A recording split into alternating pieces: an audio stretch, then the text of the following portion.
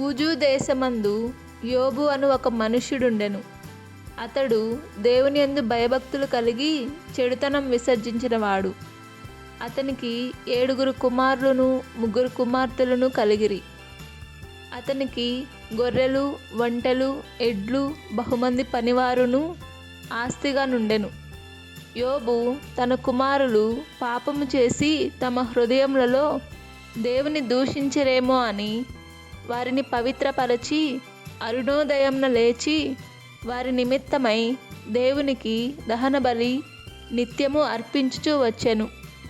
ఒకరోజు అపవాది యోబు యోరకయే దేవుని యందు భయభక్తులు కలవాడాయన, నీవు అతని ఇంటి వారికిని అతనికి కలిగిన సమస్తమునకును చుట్టూ కంచె వేసితివి కదా, అయినను నీవిప్పుడు నీ చేయి చాపి అతనికి కలిగిన సమస్తమును మొత్తినేడలా అతన్ని ముఖము ఎదుటనే దూషించి నిన్ను విడిచిపోవునని యెహోవాతో అనగా, యెహోవా, ఇదిగో అతనికి కలిగిన సమస్తమును నీ వశముననున్నది, అతనికి మాత్రము ఏ హానియు చేయకూడదని అపవాదికి సెలవీయగా వాడు యెహోవా సన్నిధి నుండి బయలు వెళ్ళెను.